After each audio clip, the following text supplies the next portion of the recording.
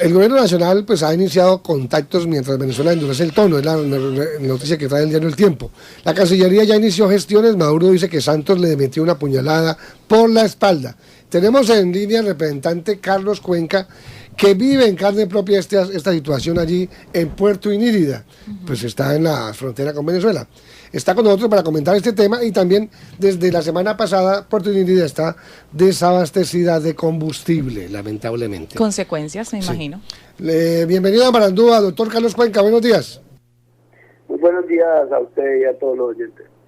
Pues muchísimas gracias, doctor Cuenca. Y bueno, vamos a empezar por qué opinión le merece usted esta situación y este incendio prácticamente que ha armado el presidente Maduro con respecto a la visita de Capriles a Colombia y la reunión que ha tenido con el presidente Santos, y entendiendo que ya ayer, hacia las casi 10 de la noche, las palabras de Maduro ya era que tanto el expresidente Uribe como el presidente Santos estaban armando complot para derrocarlo a él en su poder en Venezuela. Y envenenar. No, a ver, yo pensaría que ustedes lo dijeron, hace un momento lo decían, usted en su casa recibe a quien quiera. Esto es más como especulaciones de acuerdo a lo que se ha visto en los últimos días y a la crisis por lo que no es un secreto que está viviendo Venezuela. Yo el consejo que podría dar es que arranquen a organizar su casa, porque de verdad que está descompuesta. Pero que a quien se reciba o a quien no se reciba en este país, yo creo que los colombianos tenemos capacidad de decisión y nuestro presidente también. ¿Aló? Sí, ya vamos. Pues, representante, la verdad uno se siente un poco sorprendido por esta clase de reacciones del presidente Maduro, y en este momento muchos analistas internacionales se están preguntando si la reacción del presidente Maduro es precisamente por esos famosos vínculos que siempre se han denunciado en este país, por esos supuestas relaciones que tiene el país venezolano, o esas gabelas que le da el país venezolano a las FARC. Pero mucha gente se pregunta en este momento, cuando él quita a la persona que está como intermediaria o ayudando en el proceso de paz con Colombia y de Colombia con las FARC, y la pregunta que se hacen es que si Colombia llegase a firmar ese acuerdo de paz con Venezuela, se le tendría entonces con la guerrilla. Perdón, con la guerrilla, ¿le tendría que Colombia agradecer entonces a Venezuela? No, a ver, yo no lo veo de esa manera. Si Colombia está haciendo y quiere hacer la paz con las FARC, es Colombia quien la debe hacer, no es Venezuela. Somos los colombianos los que debemos hacer la paz con las FARC. Creo que aquí hay otro tipo de debates a los que hay que ver, y es la manera como se va a resarcir a las víctimas, la manera como si estos señores efectivamente van a llegar al Congreso de la República sin pagar un día de cárcel, no van a llegar o van a pagar cárcel o no lo van a hacer. Bueno, hay una serie de conjeturas por las que de pronto deberíamos estar más preocupados que si Venezuela quiere que nosotros hagamos o no la paz. Vuelvo y digo y reitero, la paz la hacen los colombianos con las FARC, no Venezuela. Sí, señor. Es el representante del Guainía, Carlos Cuenca, amigo de esta casa radial, hablando precisamente de este asunto, la tensión entre las relaciones bilaterales de Colombia y Venezuela. Doctor Cuenca, hemos tenido la información de que allí, precisamente por el Guainía, hay unas quejas de nuestros compatriotas, algunos abusos de la Guardia Nacional Venezolana. ¿Qué se sabe de esto? Mire, hace aproximadamente un mes fue la primera incursión donde nos capturaron 7 compatriotas, en su mayoría indígenas, en el corregimiento de Cacahual. Al parecer la Guardia Venezolana llega a nuestro territorio, hace una serie de atropellos y luego los capturan y les hacen unas imputaciones en la capital del estado de Amazonas, que es Ayacucho. Eso ocurrió más o menos el 30 de abril.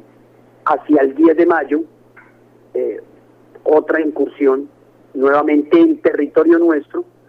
Un indígena volvió a ser capturado, luego lo tuvieron como rehén, porque empezaron a llamar a pedir 50 gramos de oro y 30 millones de bolívares por el rescate. la comunidad pues muy exaltada trató de reaccionar porque la persona está siendo capturada en nuestro territorio. Se robaron unas pertenencias, se robaron unas voladoras, un motor de borda, unas plantas eléctricas, un combustible, y la verdad también sorprende por parte del gobierno colombiano la poca voluntad para que estas personas sean puestas en libertad, o por lo menos el pronunciamiento de la Cancillería. Yo sí he estado un poco preocupado por esta situación, hice presencia en el corregimiento para poderme enterar de los hechos, y la verdad que el único pronunciamiento que hizo la Cancillería de una manera irresponsable fue la cónsul de San Fernando de Atabapo, que es la población venezolana más cercana a este sitio, pues enviarla a vacaciones en una situación de estas donde realmente lo que se necesita es un buen diálogo y que estas personas sean puestas en libertad. En estos momentos lo están culpando aproximadamente por unos 4 o 5 delitos en la capital del estado de Amazonas, por hechos que ni siquiera han cometido en su país y que son solo unos temas de atropello por parte de la Guardia Venezolana, porque las capturas y los atropellos han sido en nuestro territorio, no en territorio venezolano. La verdad, esta situación sí nos tiene un poco alarmados, la gente está un poco desesperada y consternada, pero no ha habido respuesta por parte del gobierno nacional para pedir la liberación inmediata de nuestros compatriotas. Sí, representante Cuenca, eso era lo que le iba a preguntar. Ustedes ya denunciaron esto ante las autoridades del gobierno colombiano, ya pidieron ayuda, pues ¿cuál ha sido la reacción? Porque es que son compatriotas nuestros y hasta donde tengo entendido, ningún país puede atravesar la frontera y venir a atropellar a nuestros similares. Claro, sobre todo la falta de presencia de Estado. La única persona a nivel nacional que por diferentes medios de comunicación se ha pronunciado ha sido el doctor Otálora, defensor del pueblo. Pero por parte de la Cancillería se habló, al parecer están haciendo una visita, haciendo unos hallazgos, pero la verdad ya ha transcurrido un mes, las personas están detenidas, el último compatriota, como bien lo sabemos y supimos por los medios de comunicación, fue casi que torturado, fue rociado con gasolina, forrado en plástico, a la persona la quemaron. No la quemaron prendiéndole candela, pero el hecho de que le hayan rociado combustible en el cuerpo, pues esto tiene una reacción en la piel. Y realmente no ha habido ningún pronunciamiento, por lo menos contundente, para que la Cancillería diga, hombre, necesitamos una liberación inmediata, porque están siendo puestos a disposición de la justicia de ellos cuando no han cometido ningún delito en el país de ellos. ¿Qué hacen en nuestro territorio? En nuestro territorio hacen una minería artesanal, que es la que permite la Constitución y el Estado Social de Derecho. Hoy la preocupación es qué está pasando con nuestros compatriotas y exigimos la liberación ya. Esto se ha hecho ante los organismos nacionales. Los hechos fueron muy confusos, se habla inclusive por parte de la comunidad de una irresponsabilidad por medio también de ciertas autoridades nuestras, porque las personas allí de este corregimiento trataron de dilatar en determinado momento mientras avisaban a Emilia, y así fue como llegó el defensor del pueblo local y la Armada. Trata de existir una confrontación en medio del río, no entre las dos fuerzas públicas de ambos países, sino entre la Guardia Venezolana y unos indígenas que se fueron a enfrentarlos para liberar al muchacho. Hay unos hechos confusos, pueden mediar el defensor y la Armada, pero también nuestro compatriota se les lanzó al agua y logró llegar a la embarcación colombiana. Y lo que no hemos podido entender es cómo la Armada Nacional y el defensor del pueblo, que en ese momento iban en una lancha, lo entregan nuevamente a la Guardia Venezolana. Esos son los hechos confusos y realmente la situación de soberbia que hoy vive la comunidad y que se pregunta al pueblo.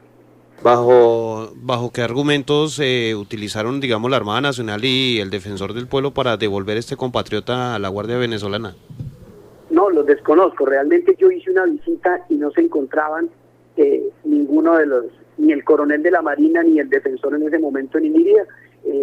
Vía telefónica logré hablar con el defensor, el doctor Castro, el regional pues del Guainía, y me decía que mire que habían sido unos momentos de pánico donde todo el mundo les apuntaba, donde, bueno, los hechos realmente fueron confusos y ellos realmente hubo un momento en que nuestros compatriotas, los que fueron a tratar de liberar a su amigo, sometieron a la guardia, les quitaron los fusiles. Entonces en ese momento llegó la Armada y lo que hizo fue evitar una tragedia, y el defensor, eso sí le agradecemos, porque las personas en medio de su dolor, de su ira, no sabemos cómo hubiese podido ser la reacción. Pero lo que no se entiende tampoco es cómo, después de que logran hacer este tipo de mediación muy válida y muy acertada, terminan entregando a nuestro compatriota nuevamente. Pues, representante, la única forma de visibilizar esta clase de atropellos es a través de los medios de comunicación, y sabemos pues que, como usted lo ha dicho, son regiones abandonadas donde por lo general no hay corresponsales de los medios nacionales, pero usted es un representante a la Cámara y de alguna manera tiene el poder en Bogotá para hacer visibilizar esto que está sucediendo allí con esos compatriotas, así que pues ojalá lo haga y puedan mostrar realmente lo que está pasando. Ahora, representante, otro tema. Tenemos conocimientos que hay desabastecimiento de combustible en la frontera debido a esta situación con Venezuela. Bueno, primero les cierro el tema. 2 plenarias hemos aprovechado ambos representantes cuando ha existido no solo la televisión abierta para todo el país, sino también el día que no nos corresponde. Se ha hecho el pronunciamiento, se han mostrado las fotos, todo lo que ha ocurrido para todo el país, y eso hay constancia de eso. La segunda, no, el problema del abastecimiento de combustible no tiene nada que ver con la situación, pero sí es un problema muy serio. Como ustedes muy bien saben, a la llegada del presidente Santos a este gobierno, el primer pronunciamiento, uno de los primeros pronunciamientos fue que íbamos a gozar de un combustible mucho más económico. Inclusive no es la primera vez que lo digo aquí en Marandúa, y a hoy no ha llegado. La pregunta mía es, al que más necesita, el primero que hay que llegarle. Resulta que arrancaron fue de La Guajira hacia abajo, y departamentos hoy como Bichada, Guainía, aún, creo que Arauca también, aún no tenemos derecho a este combustible. El problema nuestro es el siguiente. Desde hace unos años, cada departamento, por indicación de la UNME, es la que fija los topes de combustible para cada región. Hacia el año 2007 nosotros gozábamos de un cupo de 196.000 galones. Debido a que de pronto eso no se gastaba, y porque adicional a eso va subsidiado, y son subsidios que terminan en el Tesoro Nacional, fue reducido. Estoy hablando del año 2007, pero sin en ningún momento comentar ni en la región, ni socializar, ni hacer nada. Nos redujeron a algo así como 71.000 galones para la única estación de servicio que hay, que se llama El Navegante, en Inírida. Le dieron 17.000 galones a Terpel. Hoy día, esos 71.000 galones no dan abasto. Los 17.000 de Terpel se pierden porque Terpel nunca participa en las convocatorias, y por lo tanto la única estación es la que existe en Inírida, que vuelvo y reitero, se llama El Navegante, y es la que tiene el servicio actualmente y la única que puede vendernos. Resulta que ya llevamos durante hace aproximadamente 3-4 meses donde el combustible no está alcanzando.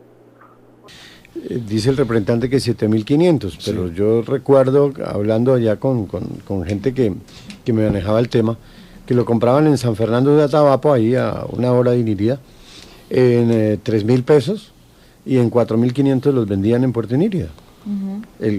No sé si sería el mercado negro del combustible, pero evidentemente que la gran mayoría de ciudadanos de Puerto Inírida hacía uso de combustible a 4.500 pesos galón.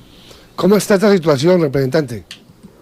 Mire, Gabriel, esas son especulaciones, porque realmente se habló de 3.500 pesos y 3.800, estamos hablando de CPM y gasolina, en el momento en que llegara el combustible venezolano. Pero eso han sido especulaciones porque nunca ha llegado. Vamos a completar 3 años del gobierno del presidente Santos y nunca ha llegado el combustible. No fueron sino promesas. Realmente eso nunca se ha hecho realidad. Es algo que con lo que nos ilusionaron, pero que a hoy no hemos podido gozar de eso. Nosotros estamos hablando de un valor de 7.500 el que envía el Estado, el que hay que transportar desde la ciudad de Funza, Mosquera, no sé dónde, y llega al Guainía, pero que por ser zona de frontera pues llega subsidiado. Con el tema de subsidio pues nos quedan 7.500, pero en el momento en que se levanta el cupo, entonces pasa a hacer combustible de 12.000 pesos. ¿Qué ocurre con eso? Que aquí se alarga la problemática, porque ya no va a empezar a que, o sea, no es tema de UNME de que nos alargue el cupo. El cupo es muy fácil alargarlo, pero resulta que nos van a decir, pero no tiene subsidio. Y al no tener subsidio, en el momento de generarlo, lo que vamos a generar es un impacto al presupuesto general de la nación. Entonces no sabemos si hay que hacer una vigencia futura, no sabemos si hay que hacer un decreto, pero que por favor nos solucionen, porque no podemos llevar 3, 4 meses ya faltándonos combustible. Hace 3, 4 meses hay oficio radicado en el Ministerio de Minas y en la ULME, y realmente la respuesta ha sido nula hasta llegar allá a la crisis. No podemos en una región que tiene 70% de desempleo, 63% de necesidades básicas insatisfechas, 72.238 kilómetros cuadrados, 85% de población indígena, ley segunda y reserva forestal, 90% de resguardos indígenas. Estar sometidos de esta manera a unos costos que realmente la gente no va a poder tener derechos. Yo le hago un llamado al gobierno nacional, que es el momento de que veamos estas regiones, porque aquí no nos ven sino de pronto para una cuña publicitaria, decir que somos el pulmón de Colombia, pero la realidad en estas regiones es otra. Aquí hay que meterle la mano a esto, hay que hacer propuestas, pero propuestas serias, para que podamos llegar definitivamente a la paz. La paz no se logra solo firmando en La Habana con las FARC, la paz se logra el día que en este país haya equidad. Representante, pero el tema de la gasolina, y cuando usted habla de desabastecimiento, se habla a la gasolina oficial, a la que usted está, pero nosotros entendemos que hay el mercado negro tiene que existir allí. ¿A cómo se consigue ese galón? Y eso se ha controlado demasiado, el tema de los pimpineros. En Guainía realmente han sido muy pocos, se ha controlado demasiado, pero también veamos la crisis que tiene Venezuela.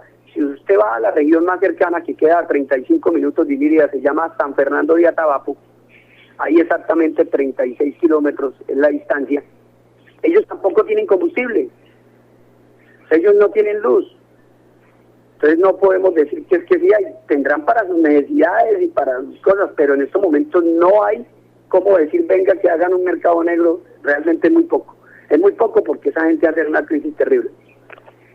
Bueno, pues representante Carlos Cuenca del Guainía, muchísimas gracias, muy amable, difícil situación por la que atraviesan los moradores de esta bella región, pero olvidada en muchos temas por el Estado. Y bueno, ahora pues están sufriendo este tema del combustible y otros más, y nos preocupa obviamente muchísimo este tema de los compatriotas colombianos que fueron atropellados por la Guardia venezolana, y mucho más con las relaciones tan tensas que hay en este momento entre Colombia y Venezuela. Tal vez la pregunta sería, ¿y qué tal anda de solidaridad de sus colegas allá en el Congreso para afrontar estos temas con el gobierno? No, eso con la Orinoquía y la Amazonía, todo Colombia siempre ha sido solidario. Eso, el colegaje realmente fluye y ha servido muchísimo esto en estos momentos y en muchos otros. Así lo hemos visto reflejado en las diferentes leyes que le hemos podido dar inclusión a nuestras regiones. Representante Carlos Cuenca, muchas gracias, muy amable, que tenga un buen fin de semana y estaremos pues muy pendientes del desarrollo de su región. A ustedes, a la mesa, a los oyentes y a todo el país, muchas gracias.